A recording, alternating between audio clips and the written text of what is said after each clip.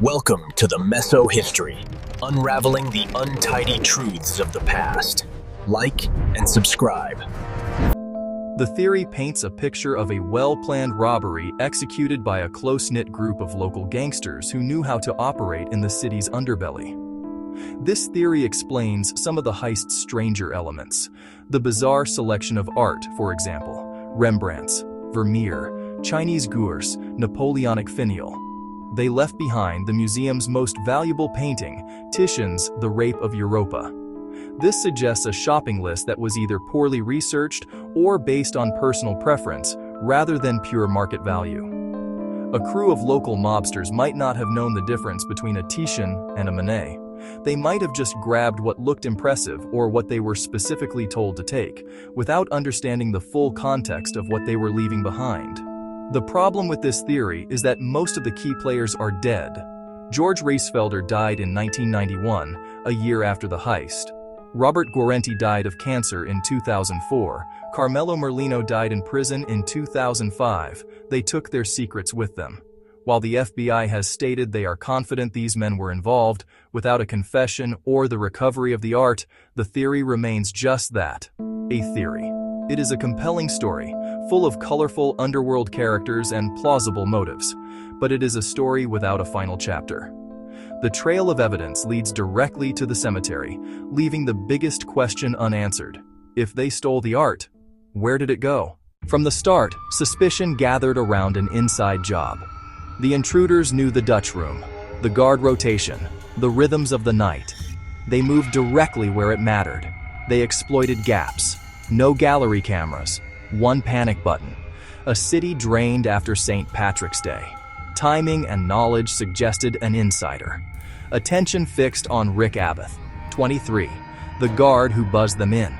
A decision under pressure became a storm of scrutiny. Motion detector logs put someone in the Dutch room earlier. His rounds fueled doubt, yet exhaustive inquiry found no ties, no money, no crew. Many now view Abath as a pawn, the unwitting key. Still the question lingers, if not him, who? A former guard, a contractor, a friend, someone who leaked the map. The institution's corridors keep that shadow alive. For the guards it was terror, not myth. Bound, taped, led to a cold basement, listening to the buildings hum in the rain, counting breaths. 7 hours crawled by. The fear stayed. Abath carried stigma. Heston carried the quiet. The heist marked them long after the tape was torn away. The inside job question remains, unanswered, framed by absence as much as evidence. In Boston, even the emptiness feels like testimony. In 2010, a new voice cut through years of rumor. Elaine Guarente, widow of top suspect Robert "Bobby" Guarente. After his death from cancer, she said he hadn't stolen the Gardner art, but he had held some of it. According to Elaine, Bobby passed 2 paintings to Robert, the cook Gentile in Connecticut, told to keep them safe, a reserve of leverage if trouble came. Agents pivoted. In Gentile's basement, they found a false floor ditch, empty, alongside a 1990 article on the heist and a typed list of stolen works with values. Suggestive, not proof. The pressure mounted. Arrests on unrelated gun and drug charges. Offers of a reduced sentence and $10 million if the art came home. Gentile denied everything. Polygraphs were inconclusive. His story shifted. One tentative offer to broker a return collapsed. Age and illness closed in. His silence held. And so the trail narrowed to a single stubborn hinge. Did Gentile ever hold the paintings or only the myth? The answer stayed locked behind an old man's refusal, and the Gardner mystery endured. The most powerful and enduring legacy of the Gardner heist is visual. It is the sight of the empty frames. Shortly after the theft, the museum's board made a bold decision. They would not hang other paintings. They would not try to fill the void. They left the gilded frames on the walls exactly where they were. The frames were transformed, from containers into symbols. They are not just empty spaces. They are active placeholders. They represent a perpetual state of hope. They are a constant, aching reminder of what was lost to Boston and to the world. Visiting the Dutch room today is a strange, moving experience. You can see the grand, empty frame that once held the storm on the Sea of Galilee. Its emptiness dominates the room, drawing the eye more than any painting could. You can see the smaller, more intimate space where the concert once hung. The bare patch of damask wall is a quiet testament to the missing Vermeer. These empty frames have become part of the museum's collection. They are artifacts of the crime. They tell a story of absence, forcing every visitor to confront the theft and imagine the masterpieces. This choice has shaped the lives of museum staff. Curators, conservators, directors. They are the stewards of this loss. Anne Hawley, director at the time, spent her career searching for the art. The current director, Peggy Fogelman, continues the mission. The empty frames are a promise to Isabella Stewart Gardner. And to the public, they declare the museum will never give up hope. That they'll always be ready for the day the art comes home.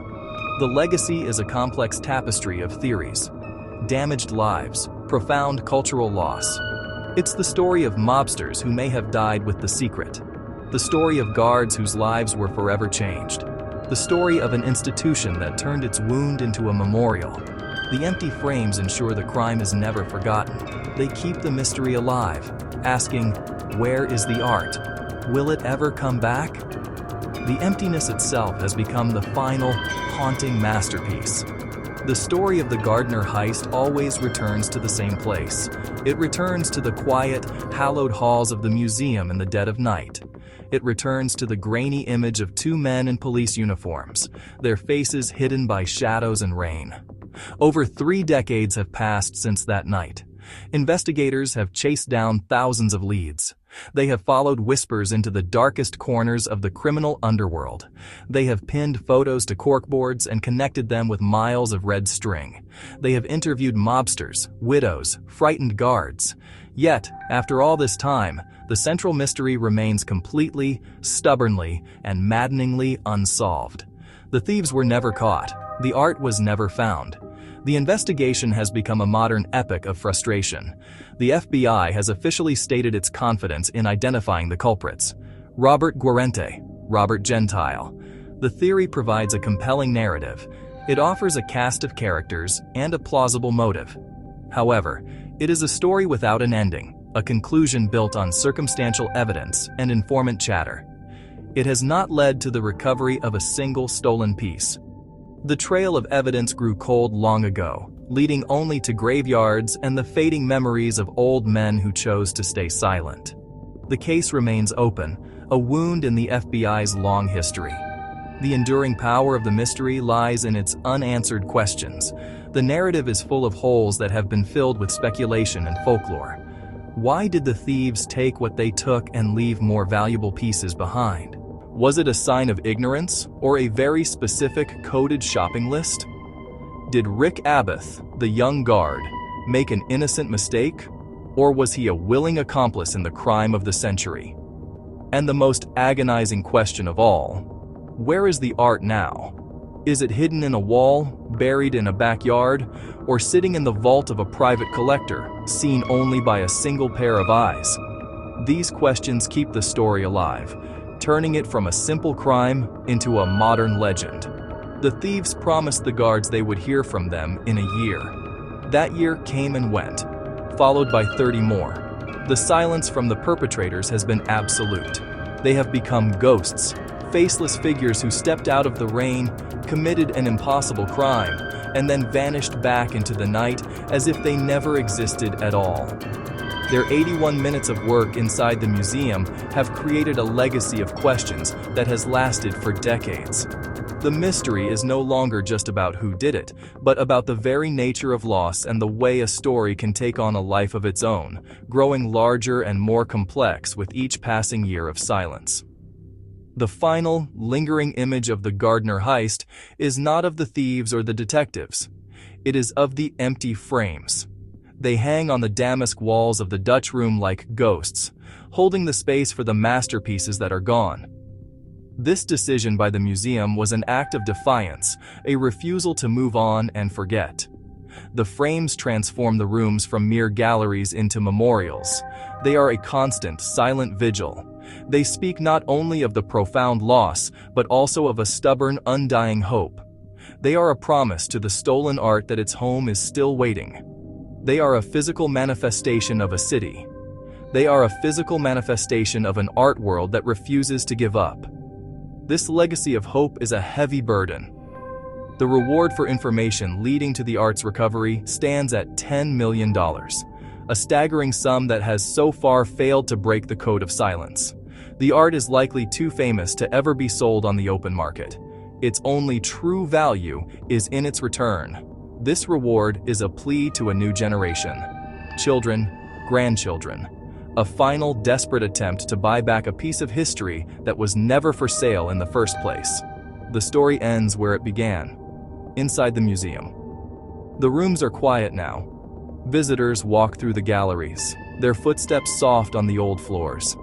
They stand before the empty frames, their faces a mixture of curiosity and sorrow. People come not just to see what is there, but to contemplate what is not. The Vermeer, the Rembrandts, the Manet.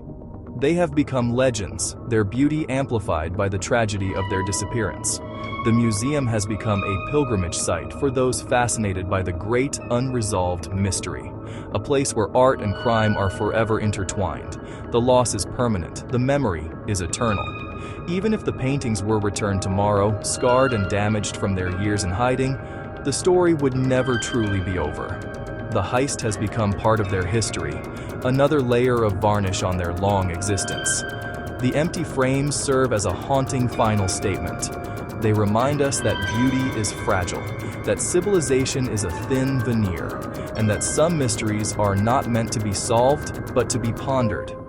They ask us to remember what was lost, to hold on to the hope of its return, and to understand that the space a great work of art leaves behind can be as powerful as its presence. Welcome to the Meso History, unraveling the untidy truths of the past. Like and subscribe.